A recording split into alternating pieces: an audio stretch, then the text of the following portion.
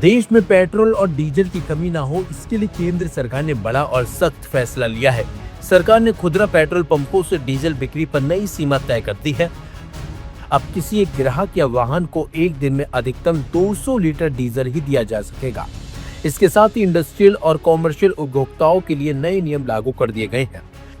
Middle east में बढ़ते तनाव, कच्चे तेल की कीमतों में उछाल और वैश्विक सप्लाई चेन पर दबाव के बीच सरकार ने एक कदम उठाया है। नए आदेश के मुताबिक बड़े उद्योगों, ट्रांसपोर्ट कंपनियों और कॉमर्शियल उपभोक्ताओं को अब सामान्य पेट्रोल पंपों से पेट्रोल डीजल खरीदने की अनुमति नहीं होगी। उन्हें अब अपनी जरूरत का ईंधन केवल अधिकृत बल्क सप्लाई पॉइंट से ही लेना होगा।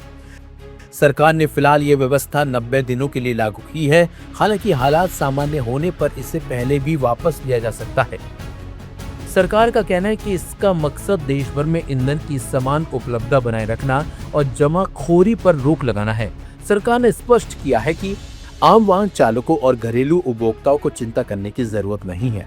पेट्रोल और डीजल की सप्लाई सामान्य बनी रहेगी। ये फैसला मुख्य रूप से बड़े पैमाने पर ईंधन खरीदने वाले कॉमर्शियल और इंडस्ट्रियल उपभोक्ताओं को प्रभावित करेगा। दरअसल कई ट्रांसपोर्ट कंपनियों और उद्योग निर्धारित बल्क कीमतों की बजाय सीधे पेट्रोल पंपों से डीजल खरीद रहे थे। इसकी वजह रिटेल और बल्क कीमतों के बीच बड़ा अंतर था। दिल्ली में जहां रिटेल डीजल की कीमत करीब 95.20 रुपए प्रति लीटर है, बल्क ग्राहकों के लिए यही डीजल लगभग 134.50 रुपए प्रति लीटर पड़ रहा है।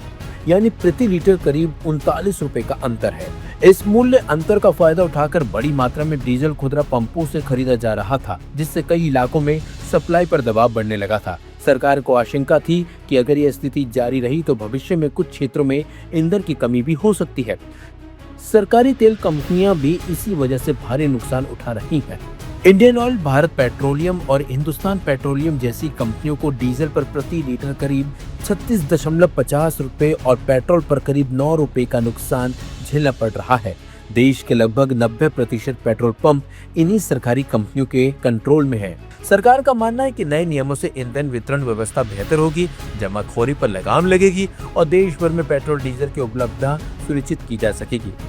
यानी फिलहाल आम जनता को राहत है, लेकिन बड़े खरीदारों के लिए अब डीजल खरीदना पहले जितना आसान नहीं रहेगा।